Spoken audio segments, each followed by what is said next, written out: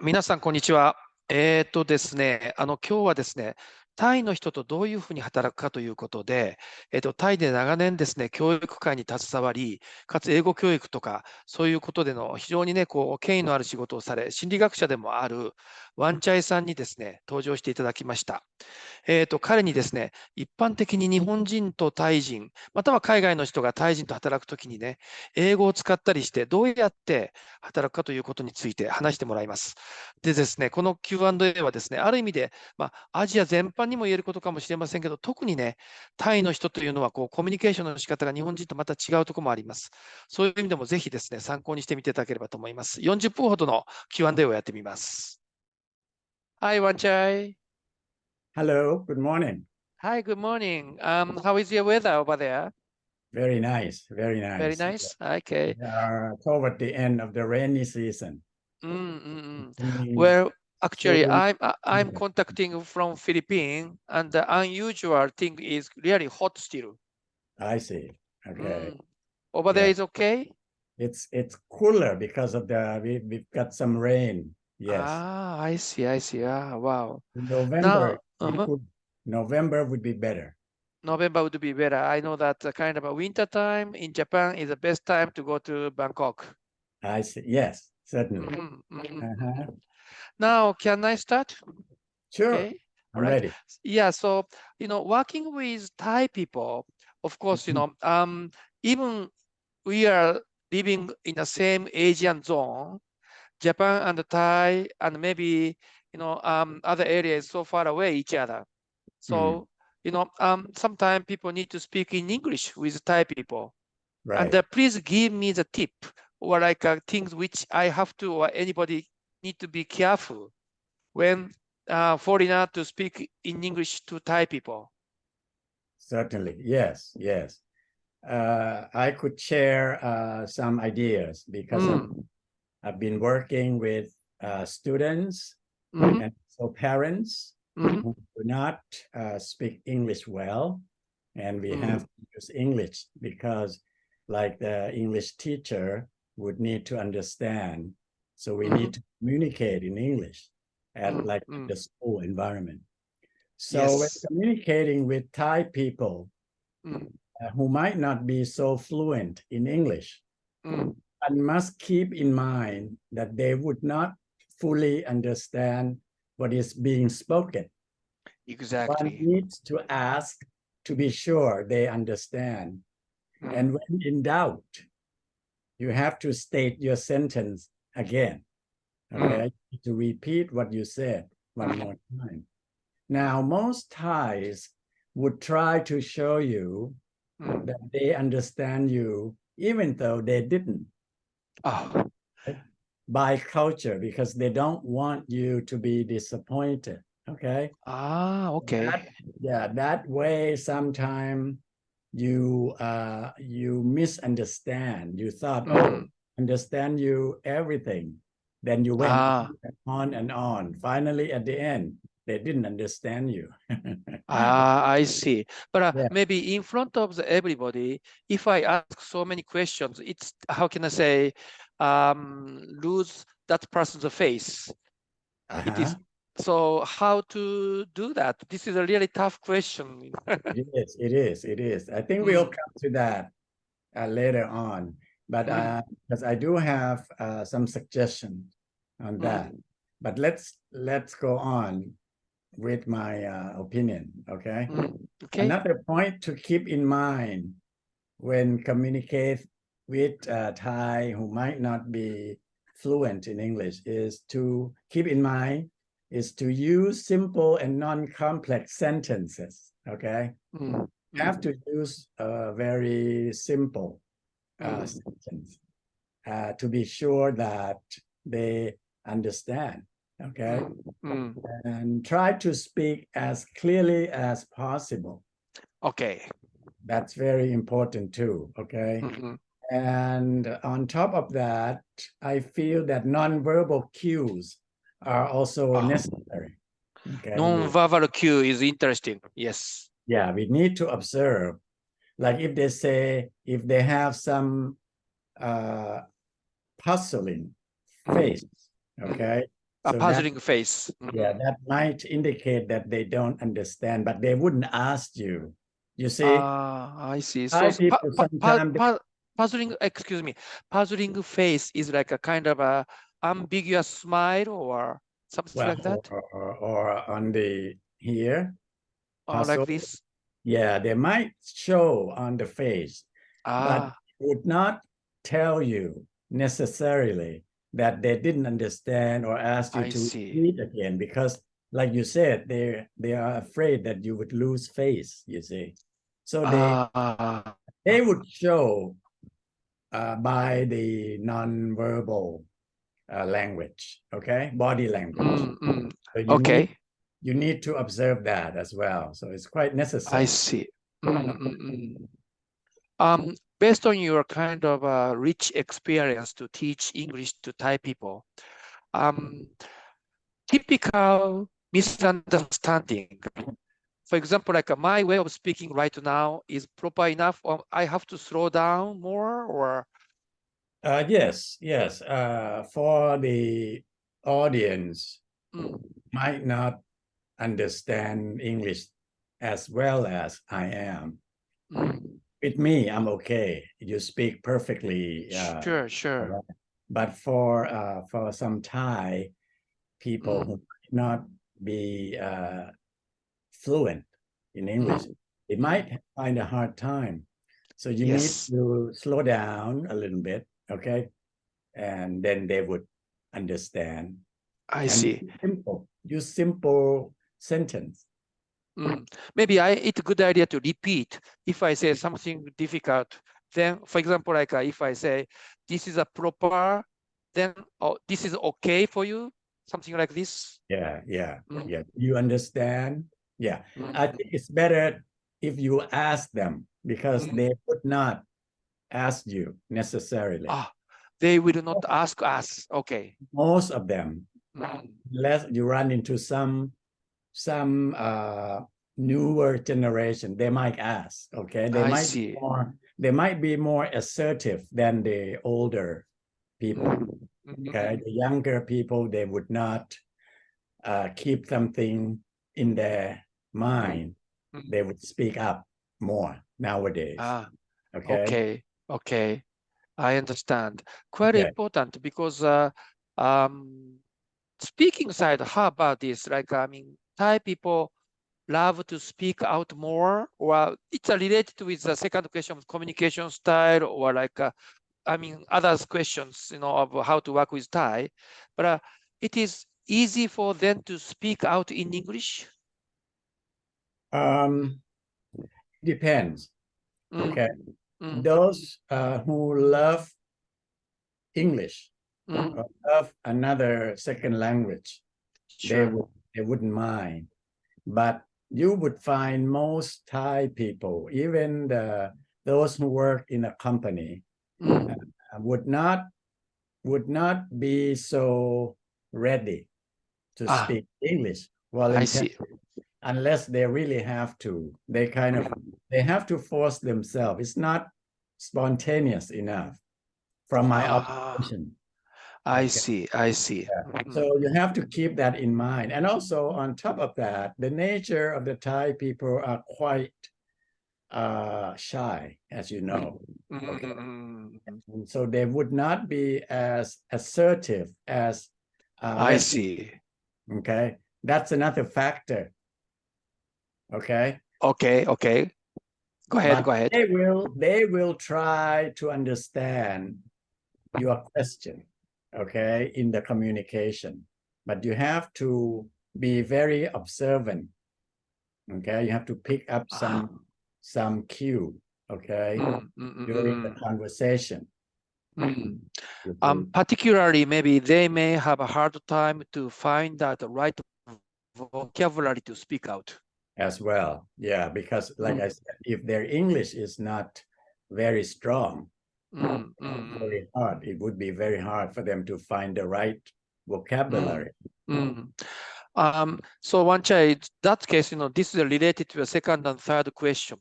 Okay. Particularly, like a third question, say, like if they have an issue or problem when they listen to some kind of request, or idea, and Uh-huh. then they have to speak in English. It is really difficult to pick up what is the issue and the problem from their point of view. Right, right. Well, Mm, as I said earlier, one needs to communicate very clearly with the Thai mm, people, okay? mm, Especially when talking about problems being identified or, mm, if you suspect any kind of issues, mm, problem, you need to mm, speak very clearly because mm, they might be afraid of mm. dealing with problems or issues. That's one thing. Oh, Okay? They okay. might be anxious. Okay. Anxious, I see. Yeah. Now, for the company, I think the manager or the owner of the company might have to lay the ground rules of the company, Mm, stating that the workers or employees mm, the obligation to let the mm, senior managers or co-workers know if there is an issue or problem on their mind or have learned of any problems in the company. I If see.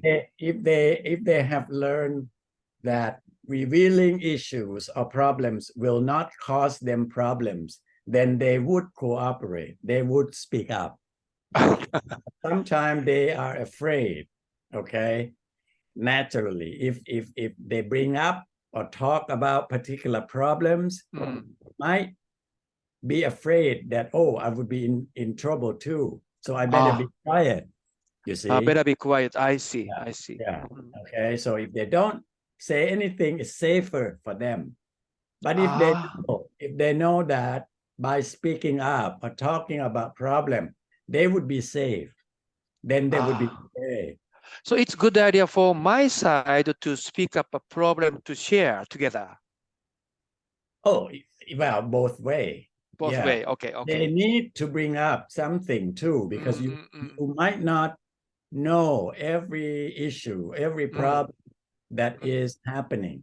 So they must Yes. know. So if you Mm, have rules or regulation stating mm, it's their duty, it's their obligation to the mm, company mm, to report or to reveal or to share mm. the problem. One chair, I have a question in that case, because since you have been dealing with so many local people, Mhm. then if you need to give a so-called a critical feedback, for Uh-huh. example, student does not study well or lazy or whatever it happens, Yeah. how would you give the feedback without having a serious conflict? You state the fact, okay? You have to state the fact without well, it depends on how your attitude, the way you speak. Also, like if you state the fact to them in the nice way, okay, Nice way. not showing that you are upset Mhm. or you put down, you use some strong vocabulary, okay, Ah, describe the problem, then they would be upset or they would be embarrassed. I think we have to keep in mind when we give negative feedback to someone, you need to keep in mind that they would be embarrassed. Okay? So you need to be supportive. I think that's the Supportive. term. Ah, Yeah. You important, need important. supportive. You need to show that you do understand them, but Mhm. you need to bring up this feedback. Okay. Interesting. Yeah, you have to let them know that you bring up the feedback not because you want to embarrass them, but you want to improve them. Then they would understand and appreciate better. I see. I see. That's what I use with students. I have to Okay. let them know that I have to tell you this. You might not like it, but I have to tell you so that you would not repeat the same mistake. That kind of statement would help them to be able to take your feedback or negative criticism. I remember that, in Thai society, like a personal so-called relationship building is really important comparing with the Western world. Am I correct? Yes. Making the rapport, okay, rapport. or working relationship so that they could trust the manager, they can trust each other in the company is very important, okay? Because without trust, as you know, in any country, without trust in a company, it would be very difficult to get the cooperation because they would keep to themselves. That case, let me create one case. For example, if suppose if I'm working for you and I am a young employee in Bangkok and you are the general manager, but I have a tendency to coming late to the office, delay, not punctual. And you as a general manager need to tell me so-called you have to be punctual. Then in case of that, what kind of way of feedback is the best? Okay. That's a good example. I think we need to, rather than tell them to their face that they are late, that's kind of blaming, all right? Okay. You could start your conversation personally with that employee by asking. You can say that I've been seeing that you've been coming in late. Is there any kind of problems or difficulty that you are encountering? Ask those things so that they could explain to you. Okay. I see. Whether they would tell the truth or not, that's another thing. But it shows them that you are concerned about what's happening to the employee. Okay, you are not just being concerned because you want them to be punctual, but are concerned about what causes it. Okay, what problem? Okay. So that way they would tell you. Most likely they would tell you the truth. Okay. That case, I may confess you as an employee. I may confess you that, oh, sir, I am always working a second job quite late. That is why that made me quite tough to be punctual in the morning. So sorry, sir. Something like this. Okay. Then you have to talk how much you would allow, how much empathy would provide for that worker. Depends. Okay. But rules is rule, right? Sure, exactly. You have to follow. So you could, in this case, you might say, well, I understand that you need to work another job to earn, incomes, but you also need to be on time for this job as well. Okay, so you need to, maybe you could adjust how on your part, what can you do to be here on time? You don't say, oh, then you don't work in another job. You just work one job here, You throw it back to them so that person could try to rearrange how to work two jobs without being late, you see? You put it back to them to find ways, okay? That's how the conversation should aim for. That's quite important. So maybe, first of all, shows a kind of empathy, and then gradually dig up the fact to solve the problem. And then let's see, maybe younger generation and older generation approach is so different to each other, maybe. Yeah, because like I have an experience in Japan, that's a generation gap, so-called. Yeah, maybe you may have, because you have been dealing with so many young people, so I would like to listen to your opinion. That feedback to the younger people must be different from the older people, or can I say? Well, depends.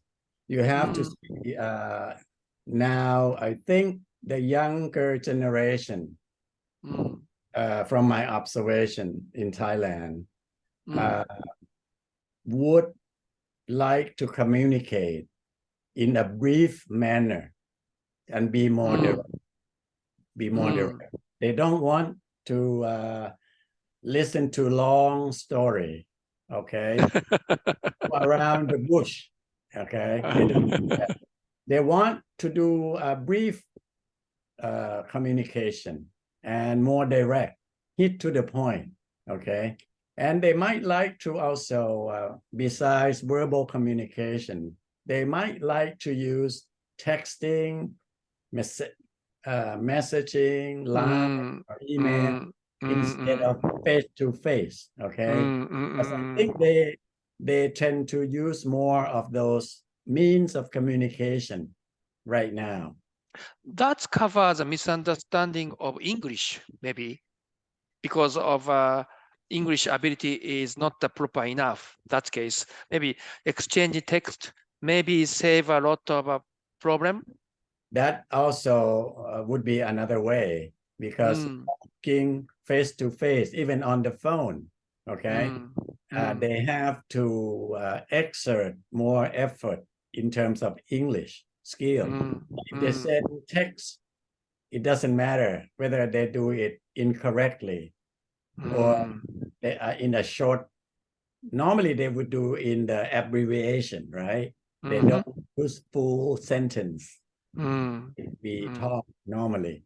So that's way out for them. And they're used to that. They are used to that. And they are very good. They are very good. They are very fast in terms of texting, in terms of typing on the mobile phone or computer, send you messages. They are very, very fast. Okay, that case, a so-called multi-approach. First of all, to avoid the misunderstanding, it is a good idea to have a short sentence exchange. And if people delay or, can't meet a kind of deadline, something like that, maybe it is a good idea to have such kind of a conversation to create a human relationship from the kind of a side. So it's a multi-communication is quite important. That I learned from you. I think we have to use technology to help in this time, in this era, because we have the luxury of the communication tools. Okay, I look at the social medias as the communication tools, which helping us to understand each other or to learn more information better than before. Okay. Now, of course, we do need to have face-to-face communication. We do that, okay? I always share my opinion in every forum that we cannot replace social media communication in place of human communication. We cannot. Totally replace. I agree. I totally agree with you. You have to combine to make together more effective communication. I understand. Then maybe we have to be careful about how to communicate in a Thai style, which might be different from other country that you mentioned. That's right. That's right. Because you need to, where you're talking about communicating with young people. Okay. Another point to keep in mind is that you need to use open-ended questions with them. Okay. Open-ended. Yeah. Don't use a close-ended question.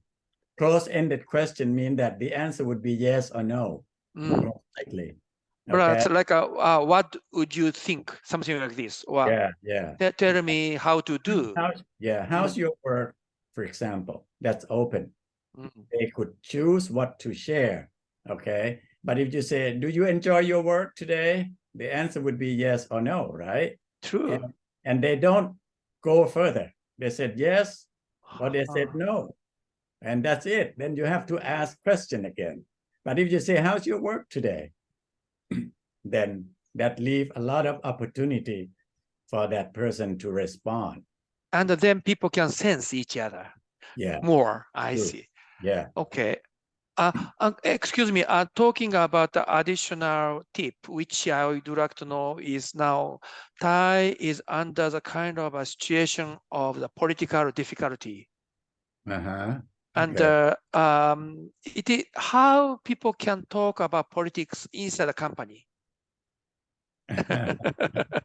Okay. Yeah, I think how to go about from my experience is also to learn from the Thai society. I think the company must declare to all workers that the company would not be involved with individuals' political views or status. Okay. No one should mix politics with the working relationship. I think that should be the statement. Okay. I see. The manager or supervisor should respect the workers' political views as personal matter. As a personal matter. Okay. Yeah. Because you cannot expect all employees in the same company to have the same political stand. True. But as long as they do not bring it into working relationship, I think that's okay. Outside of workplace, they could argue, they can talk among themselves, but not within the work hour. Now, the reason I state that, I emphasize that you cannot stop people from thinking or talking politics, okay? That's part of their life, okay? True. But they should know where and when to do that. I see. With whom? With whom? So that means like it is good idea to have a corporate rule, basic rule. Don't bring politics in a working place, in a working time. Right. Also let them know that the employer, the managers, the supervisor respect the different terms of political views. Okay. Because you cannot say, oh, this party is better than the other. You cannot know that. You have to respect. Whether you disagree with that particular employee, you cannot express your personal political opinion. That's why not discussing politics in the company is the best way. Wow, this is a great tip. Now, I listened to your suggestion a lot. Are there any additional kind of things for foreign, manager to be careful when they are working in Thai with an employee? Are there any additional things or any other issue? Sure, I do. Yeah. In order for foreign expats to work with Thai people productively and successfully, in addition to what we have described so far, I think they need to understand the Thai culture and some of the significant mindsets of the Thai people. Which would take some time and effort to learn and develop such understanding. Okay, that in itself would involve understanding of the Thai culture and some basic Thai language as well. Okay, the reason I mentioned some basic Thai language to help understand Thai culture is because Thai language has a lot of culture in the language aspect. Okay. Interesting. Yeah, if you look at some of the Thai word, it can tell you why they choose particular word to describe such action. It came from culture. In order for expat to understand Thai culture, it might be useful for them to know some of the basic Thai language. Okay. Like how to respect hierarchy or how to respect the situations. People choose a different way of expression, maybe. Yes, also. So some basic Thai language, like the word to greet in Thai, for example. Because the Thai workers, if they could see that the supervisor or the manager who are not Thai, but could say something in Thai to them, they would feel honored. They would feel good about it. Okay.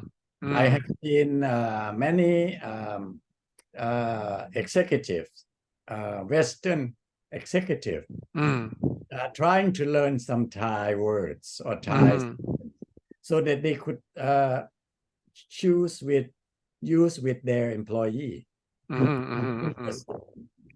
Very interesting. So about learning the mindset of the Thai people and some of the Thai culture, I think that would be the topic of long-term discussion in order to come up with the lesson plan for training program. I see. Yeah. So because it's not something that we could make a very short understanding. Okay, it might be some kind of example or case study or scenario, to understand. I see. Yeah, that would be another interesting topic in the training program. Culture, language.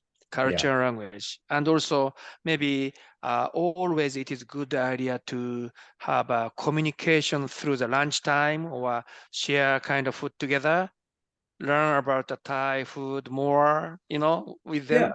Yeah, informal communication would be helpful. Okay. Informal communication, like you said, if you have a chance to talk to the employee or the workers during lunchtime and share some conversation about the food, for example, besides talking to them only about the work, that's what I call informal communication. It's very useful. It's very helpful. Yeah, I encourage that a lot when I work in the setting before the school. I used to work in a mental health setting, so I use a lot of informal sharing with my staff. I see. With my team, so that they would feel comfortable, more at ease with you. Okay. Yeah, I think that's a good tip as well. To use informal communication with the employee, with the worker. That's great tip, I believe, because I remember that one Thai people living in Japan, he complained one time, like because in Japan people sometimes go to dinner to drink sake or alcohol, but the Thai people does not drink so much of alcohol. That I heard, and that is why he is so isolated. I see. Yeah. And but maybe no matter drinking alcohol or not, it is good idea to have a kind of an invitation, join together. Yes, dinner or potluck dinner or whatever, getting together, whether drinking alcohol or not, would be necessary, I think. Always helping to enrich the relationship in the company, in the workplace. That's good. Yeah, Wanchai, thank you so much for your time. This is a great tip.